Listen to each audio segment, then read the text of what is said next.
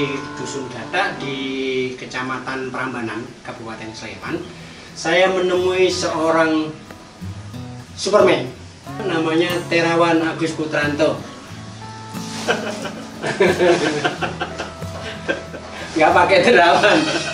Kalau yang pakai terawan itu sedang pusing dengan vaksin Nusantara. Nah, ini Pak Agus Putranto nggak pakai terawan. Kalau beliau Menteri Kesehatan, saya Menteri Kesenian.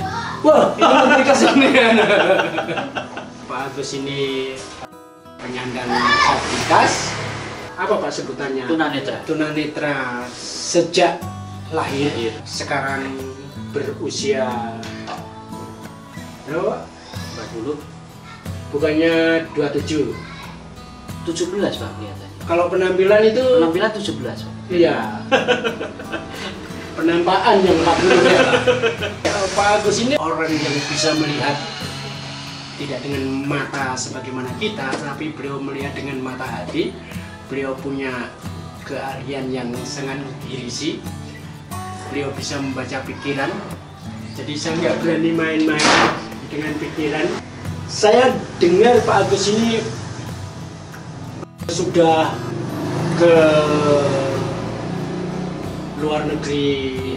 Ke mana itu Pak? Ke Jepang Pak. Ngapain Pak? Kegiatan pelatihan leadership di sana. Ada beasiswa di sana. Beasiswa pelatihan leadership. Bapak mewakili negara atau mewakili Indonesia? Mewakili Indonesia. Waktu itu beasiswa, jadi seleksinya itu waktu itu se-Asia Pasifik itu hanya dipilih 7 orang dari 7 negara. Kok Bapak dipilih Pak? Kok bukan saya? Kehendak Tuhan seperti itu. Wah, kira susah kalau sudah dijawab kehendak Tuhan. Sebenarnya waktu itu saya juga nggak ngerti leadership itu apa ya Pak ya. Pada waktu itu ya saya karena ada tawaran untuk dari guru saya waktu itu, mau nggak kamu ikut pelatihan di Jepang? Saya bilang mau aja buat pengalaman kan. Nggak tahu leadership, yang penting saya ikutin seleksi administrasinya bagaimana. Seleksi administrasi lulus saya ikuti, lalu tes interview orang Jepangnya yang kesini menginterview saya ikuti dan akhirnya lolos seleksi itu. Waktu itu umur berapa Pak? Saya umur 23. Belum menikah ya? Belum. Orang Jepangnya kesini? Orang Jepangnya kesini. Caranya pakai bahasa apa Pak? Pakai bahasa Inggris. Loh, sampean bisa bahasa Inggris? Iya, karena saya kuliahnya juga di jurusan bahasa Inggris Pak. Waktu itu masih kuliah atau sudah selesai? Waktu itu sudah selesai kuliah Pak. Selesai. Iya. Selesai Universitas. Kuliah dari Akademi Bahasa Asing. Pada waktu itu kepengen nerusin S1 tapi baru nggak ada duit Pak. Nggak ada biaya untuk nerusin kuliah tuh pada waktu itu. Dari Aba terus ngapain Pak?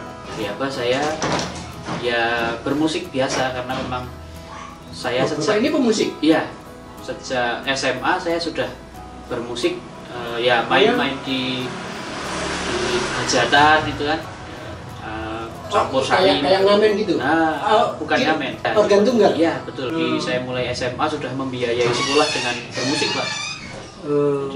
Bukan ngamen tadi istilahnya apa? Bukan. Kalau ngamen kan di jalan-jalan gitu. Meskipun ngamen juga pernah saya lakukan gitu loh. Dulu pernah ngamen? Pernah dulu saya pakai alat musik apa? Pakai gitar dari kampung ke kampung itu saya dulu. Iya, saya membayangkan kalau pakai organ itu juga susah kan Pak? Betul. Harus digotong-gotong gitu. Dan menarinya ada pelajaran menarik dari ngamen itu Pak. Apa Pak? Ternyata dikasihin orang itu nggak enak ya Pak. Dikasihin orang itu nggak enak. Saya setuju. Ngamen keliling itu waktu SD. Waktu SD? Iya SD. Kenapa Pak? Ya nggak dikasih uang saku orang tua? Pengen aja, pengen iseng-iseng aja. Oh, pengen iseng. Pengen iseng-iseng, pengen nyoba-nyoba aja. Jadi tidak dalam restu orang tua nih? Oh tidak. Kalau orang tua mau tahu? Orang tua mau tahu dimarahi saya. Gitu ya? Berapa lama ngamen waktu SD itu? Berapa kali aja. Dapat duit?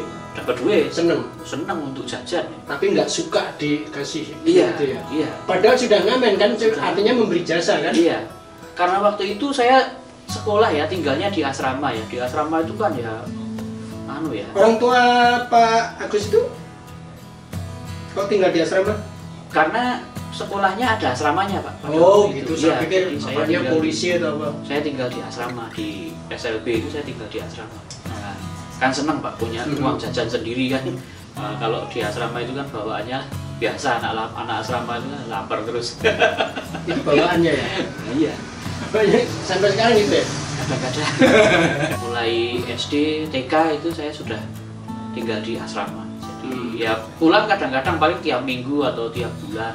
Dekat dengan rumah? Lumayan jauh di Klaten sana. Oh deket sih, kalau jalan kaki kan cuma Ya, capek kan? cuma deol paling. Oh, iya kan? Ya.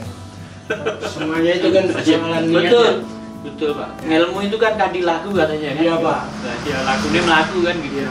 Kalau pakai logo itu kereta. Kereta, betul. Ya. SD sudah ngamen, SMP ngamen lagi? SMP enggak Pak, SMP saya sudah sering di jadi kalau sekolahan itu kan saya sekolah di SLB. SLB itu kan sering ada tamu yang berkunjung ke sekolahan itu kan, ajak sana ngasih bantuan gitu kan. Nah, saya oleh guru-guru sering dipercaya untuk tampil nyanyi. Terus kalau misalnya sekolahan diminta untuk tampil mengisi. Itu dipilih nyanyi itu karena suaranya bagus atau suaranya jelek, Pak? Mungkin karena nggak ada yang lain. Bapak ini kelahiran mana, Pak? Jogja? Sini Pak, ini tempat Orang tua di sini? orang tua di sini tapi sudah meninggal. Oh, nggak Iya. Bapak berapa bersaudara? Saya 3 bersaudara. Agus nomor berapa? Saya nomor 1 Pak. Nomor 1? Iya. Kecap selalu nomor 1, Pak. Juara 1. Oh gitu. Oh, iya. The best Pak. Adik-adiknya putra putri? Iya, putra putri. Sudah berkeluarga semua? Sudah berkeluarga. Bagus, Dulu kan ya. kita tinggalnya di seberang jalan itu Pak. Oh, yang untuk itu. Nah, kalau yang rumah ini Kok pindah di sini, Pak? alhamdulillah dulu kan di Jepang sempat ngamen, terus habis pulang dari Jepang terus beli rumah ini Pak. Namanya apa? Ya konser di sana, ada beberapa Konser. undangan konser di sana di. Tunggal, Pak? Iya. Apa istilahnya?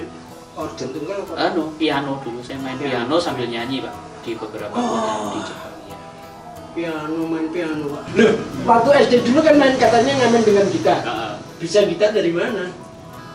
Dulu sering ganggu om saya kalau main gitar itu saya dengerin, saya saya dengerin aja. Saya ketika om saya nggak ada saya praktekkan, oh ini nadanya seperti ini. Jadi nggak tahu ketika main gitar itu nggak tahu sendiri gitu ya? ada apa, ini ada nggak tahu. Ini kunci apa? Kunci apa? Nggak Nah, tahu. Yang penting bunyinya gitu ya. Betul, taunya cuma kunci rumah. Ada, Pak? Ada. Mbak Anu pinjam, Pak. Pak Agus itu rodon tahu saudara-saudara. Kok bisa sih Pak sampean lucu gini nih?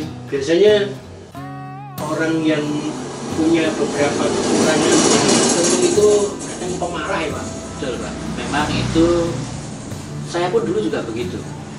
Itu kan kalau di dalam ilmu pikiran kan istilahnya mental block ya. Jadi penjara mental. Ya. Penjara mental itu disebabkan dari hinaan dari lingkungan, dari keluarga atau dari masyarakat sekitar atau dari siapapun atau bentuk-bentuk diskriminasi yang lain. Ini kayak ini ya korban bullying gitu ya. Korban bullying, korban diskriminasi. Misalnya dulu saya pernah mau sekolah musik nggak diterima karena tunanetra gitu.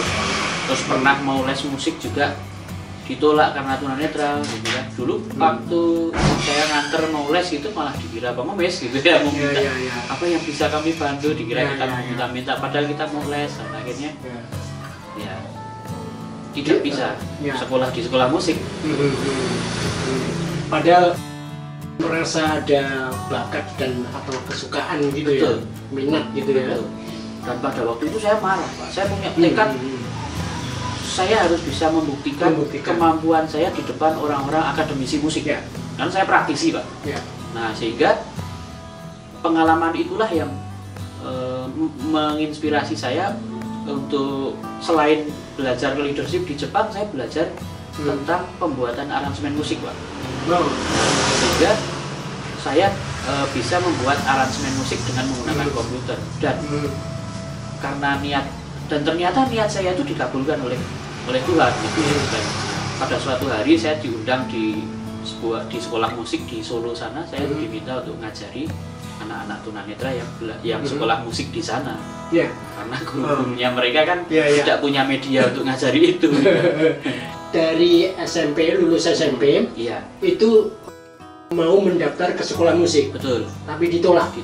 Nah, saudara Kepuan dan Kepuwati, beliau ini sekarang antara lain adalah juga guru musik. Guru musik di SLB Bakti Pertiwi. Bakti Pertiwi di Prambanan ini. Iya. Jadi beliau dulu punya minat yang besar, lulus SMP mau mendaftar ke sekolah musik ditolak karena beliau punya cacat tidak bisa melihat. Iya. Ya, ada hubungannya dengan musik sih sebetulnya. Betul. Itu ya. Kalau Betul. kita melihat siapa, Beethoven atau siapa? Iya, Mozart. Mozart ya. Nah, Dulu marah sekali Pak. marah, dendam. Terus apa jalan keluarnya Pak? Mau bunuh diri nggak? Belum sampai ke situ Pak, karena terus terpikir kalau saya kalau saya tetap berkeras diri dengan kemarahan saya, kedendaman saya, ya akhirnya nanti kalau saya tidak bisa apa-apa ya rugi saya sendiri gitu Pak. Iya. Ya, kan? Ya. Walaupun belum tahu ilmunya waktu itu ya, saya waktu itu ketika lulus SMP itu sempat saya nggak mau sekolah gitu karena sekolah musik nggak mau terima, saya nggak mau sekolah gitu. Kalau dari pihak keluarga bagaimana Pak? Tekanan itu? Kalau dari pihak keluarga, kalau untuk musik mendukung. Gitu ya. Iya. Nah, karena saya pengen membandingkan cerita nih, kita berbagi cerita. Iya. Saya pernah ketemu dengan penyandang disabilitas yang secara fisik ya tidak mempunyai tangan, Iya. dua-duanya kaki juga tidak punya gitu kan, yang lainnya bagian normal gitu. Iya. Sekarang dia fotografer terkenal Iya. dan dia bisa mengemudikan mobil. Iya. Ya tentu mobil yang sudah dimodifikasi Khusus, ya. gitu kan, oleh dia sendiri. Dia sudah keliling Jawa. Ketika dia mau minta SIM, polisi tidak mengizinkannya. Orang-orang penyandang disabilitas ini dalam beberapa hal memang masih mengalami perlakuan yang tidak mengenakan, diskriminasi misalnya, dan bahkan dalam keluarga itu hitungannya bisa 24 jam. Iya. Betul. Sementara kalau di sekolah cuma beberapa, Iya. di masyarakat berapa tergantung interaksinya. Justru di zaman seperti ini masih ada juga Masih ada. yang disabilitas yang mengalami diskriminasi, hanya kan Ya. mungkin mereka tidak mengatakannya karena bagaimanapun kan juga keluarga mereka tuh. Mungkin juga karena perkembangan teknologi juga ya Pak ya. Tepat. Perkembangan teknologi itu banyak memberikan jalan keluar. Itu berkah Pak. Ya. Iya. Dan berkah. Oke, sekarang kembali ke cerita Pak Agus tadi yang tentang kemarahan tadi. Ya. Terus mau membuktikan. Ya, waktu itu setelah SMP saya nggak mau sekolah lagi. Akhirnya ada guru SLB yang istilahnya ngereh-reh saya supaya saya mau sekolah lagi. Ngereh-reh itu membujuk ya. Ngereh itu membujuk. Ya. Membujuk saya supaya saya mau sekolah lagi, dan saya juga tidak mau. Terus akhirnya ya saya mau sekolah kalau saya tetap bisa sambil main musik. Ya. Akhirnya saya sekolah lagi. Saya sekolah di SMA reguler Pak. Jadi bukan di SLB lagi. Saya juga sekolah di sekolah umum. Ya. Kalau sekarang ini istilahnya sekolah inklusi. Inklusi. Ya. Tapi inklusi betul apa enggak Pak? Pada waktu itu belum inklusi ya. Dipaksakan untuk inklusi. Namanya doang yang inklusi ya. Guru pembimbing khususnya pun juga guru saya sendiri. Dan itu pun juga tidak ada fasilitas dari pemerintah gitu pada waktu itu. Ya sukarelawan. Suka-suka yang ngasih nama aja. Iya. Kasih nama inklusi tapi prasyaratnya tidak dipenuhi gitu ya.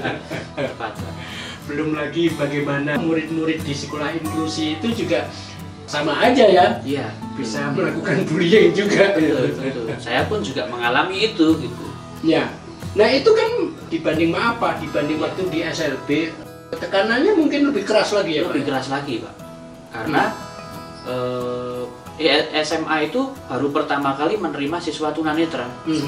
Sehingga baik pihak guru maupun pihak teman-temannya pun juga banyak yang membuli gitu. Tapi akhirnya seiring berjalannya waktu, teman-teman baik juga, teman-teman SMA itu akhirnya baik juga sampai sekarang.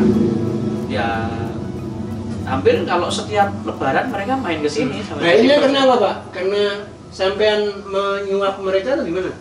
Enggak sih, cuma karena gimana ya, atau sampean punya keistimewaan? Saya sering ini sih Pak, ngajak gitaran sama mereka, main gitar, nyanyi-nyanyi bareng gitu kan. Nah itu barangkali itu salah satunya Pak ya. Mungkin karena kasihan juga. Ya, tapi memang keahlian tertentu itu bisa memunculkan apresiasi gitu kan. Iya. Orang pada akhirnya tidak akan melihat siapa sih, tapi ngapain dia kan gitu kan. Betul. Orang normal juga bisa nyebelin kalau ngapainnya juga buruk ya. Teman-teman bisa menerima karena Pak Agus bisa bermain musik, Iya. bisa ngajak gitaran gitu ya. Iya, terus mulai main keyboard juga. Oh, main keyboard juga. Iya, Semuanya itu otodidak, Pak. Kalau keyboard saya sempat les Oh, 3 les. bulan, Pak. Mhm. Tapi karena nggak ada alatnya, pada waktu itu keterbatasan biaya juga ya. Oke. Akhirnya saya berhenti les. Ya. Nah kebetulan di sekolah dapat bantuan keyboard, Pak. Oke. Wah, keyboardnya saya taruh di kamar saya, tak keloni. Hah? Bos, pokoknya saya setiap hari belajar keyboard. Pokoknya keyboard itu saya saya gunakan terus Ya, untuk ya. belajar, Pak. Itu saya dengan keyboard itu saya bisa menjadi pemain keyboard sampai sekarang. Dari mulai ikut campur sari, lalu Ya. belajar langsung sama almarhum Pak Mantos. Oh gitu ya. Belajarnya gimana nih dengan Pak Mantos ke sana? Iya, sering main Ke Wonosari, Pak. Iya, sering.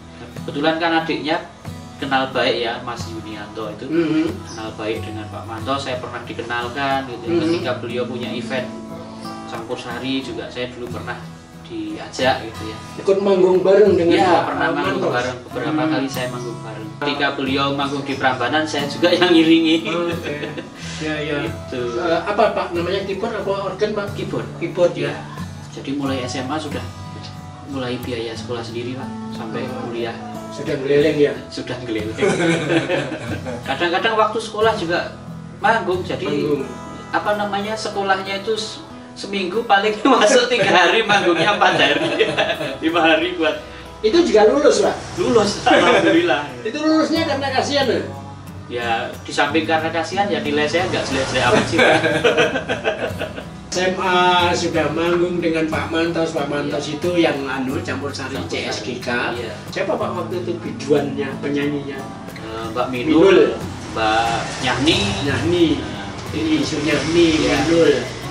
Sebenarnya saya tuh lebih suka pop, Pak, pada waktu itu. Hmm. Saya lebih suka main lagu-lagu pop. Tapi karena SPP menuntut untuk campur sari. Iya. Nah, kalau pada waktu itu kan pop nggak komersial, Pak. Waktu itu belum. Oh, jadi SPP-nya bunyinya gitu ya? Oh, iya. Harus main campur Harus sari main gitu ya? campur sari. Karena gini, Pak, seorang tunanetra ketika sekolah di reguler itu biayanya bisa 3 atau Lebih 4 tinggi. kali lipat. Kenapa Pak? Karena harus naik bis. Oh, saya pikir kalau di sekolahnya ya, Sekolahnya biayanya sama Sama, ya? dengan yang lain. Cuma transportasi. bebannya. Lalu buku, Pak. Pada waktu itu kan belum ada komputer seperti Ya, ya, sekarang ya, ini ya. ya. Pada waktu itu harus braille. Ya. Jadi harus beli banyak buku, lalu harus minta tolong teman untuk membacakan. Mhm. Nah, itu. Minta tolong itu artinya juga harus jajak barang gitu ya kadang-kadang ya. Ya, kadang-kadang sih. Misalnya kan sudah manggung sudah. Iya, punya. sudah manggung. Dulu kalau saya manggung dapat rokoknya Gitu ya? nggak saya pakai rokoknya. Saya kan bukan perokok ya. Rokok. Jadi mereka juga senang bergaul dengan Pak Agus itu karena itu juga ya. Betul. Pemurah.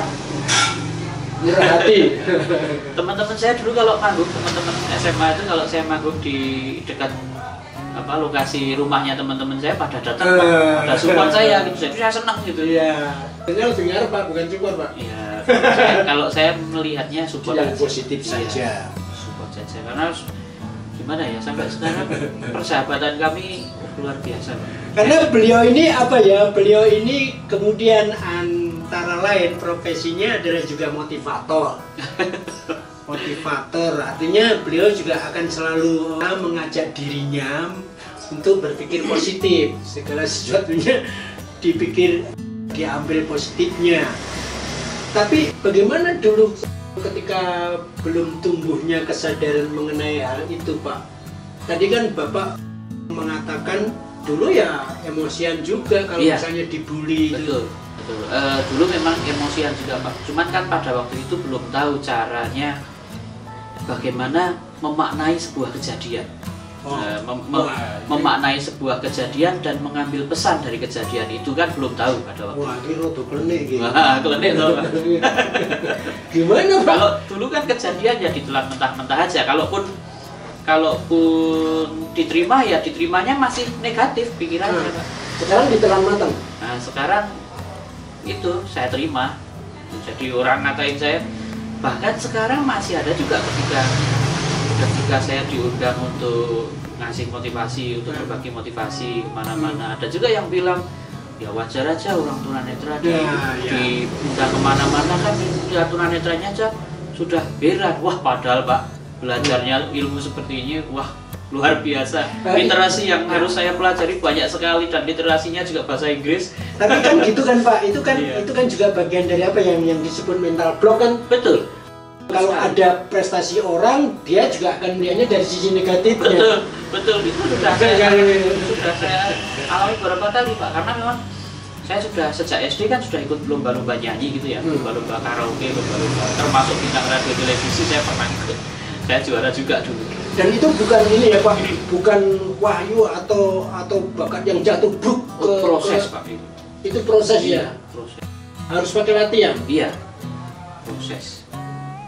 Tapi orang-orang yang bermental block tadi selalu menganggapnya dari sisi negatifnya ya. Betul. Ketika saya dapat juara favorit, saya cerita saya juara favorit. Ya.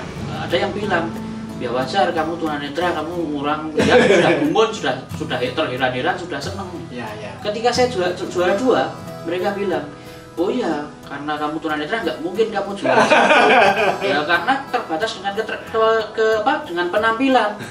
Ya paling mentok ya juara 2 itu. Ya. Ketika saya juara 1, bilang lagi, ya kamu juara 1 itu kan karena dikasihani, karena kamu tunanetra. Wes nanti ya. Nggak ada habisnya kan, betul. Ini kalau diikuti kan bikin kita frustrasi kan? Iya betul. Kalau diterima secara negatif itu justru akan nggak ada habisnya. Nggak ada habisnya, betul. Istilah orang Jawa itu entek ame kurang golek. Golek ini ngendi? Golek ya sak nggon. Opo wae dicacati ya. Itu. Kalau ada orang lain senang susah, kalau ada orang lain susah dia senang. Tadi Pak Agus kan mengatakan itu ada ilmunya. Iya. Emang ada ilmunya? Ada Pak. Saya pernah belajar sebuah ilmu pendekatan namanya NLP, Neuro Linguistic Programming. Apa Pak? Neuro Linguistic Programming. NLP. NLP. Iya. Neuro Linguistic Programming. Iya. Apa itu Pak? Sebuah pendekatan bagaimana kita memprogram pikiran kita dengan bahasa. Baik bahasa ya, bahasa verbal, bahasa non-verbal, program pikiran dengan bahasa. Iya. Gimana itu Pak caranya? Misalnya dalam kasus tertentu ya, misalnya saya dihina gitu ya. Oke. Saya dihina. Hinaan itu dalam bentuk apa? Kan persepsi itu kan informasi itu kan diterima dari panca indera ya Pak ya. Bisa berupa visual, bisa berupa auditory, gitu ya. Bisa berupa kinestetik gitu. Yang dilihat, yang didengar, yang dirasakan. Tinggal apa yang hinaan itu dalam bentuk apa? Misalnya hinaan itu dalam bentuk suara. Auditif. Ya, kata-katanya tetap seperti itu, tapi konteksnya saya rubah, suaranya saya ganti, suara yang lucu. Suaranya? Iya, suaranya saya ganti, suara yang lucu.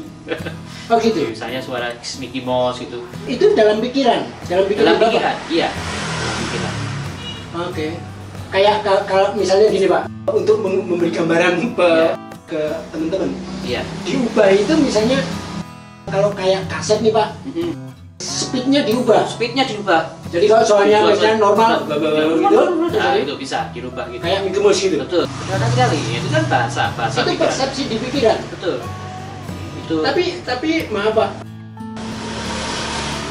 Ya artinya kalau suara dipersepsikan itu berubahnya juga terasa gitu Pak perubahannya. Dirasakan. Oh dirasakan ya? Dirasakan. Meskipun sumbernya itu tetap sebetulnya ya? Sumbernya tetap. Kata-katanya pun tetap.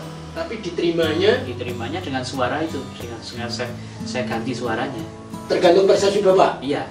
Misalnya jadi suara maaf kucing, suara tikus. Betul. Bisa ya? Bisa. Jadi kalau orang marah-marah diubah suaranya jadi suara tikus jadi langsung. Lucu ya? Iya lucu. Jadi nggak emosi jadi? Nggak jadi emosi loh Pak. Ya, itu sulap apa Pak? Itu kalau di NLP itu namanya teknik teknik apa meta program. Meta program. Iya, meta Wah, program tapi meta, Pak. Iya. Gimana Di atasnya penjelasannya? program. Meta program. Iya, Di atasnya program. betul. Pak, penjenengan belajar dari mana? NLP itu? NLP saya belajar di namanya lembaganya Sinergi Lintas Batas. Sinergi Lintas Batas. Dan Itu lembaganya? Iya, itu berlisensi penemunya NLP, Pak, Dr. Richard Bandler, Richard Bandler itu dari Amerika. Amerika. Jadi dengan NLP itu alhamdulillah saya sering diundang untuk berbagi Di Indonesia motivasi. hanya ada itu, di Jakarta itu. Banyak teknik, Pak.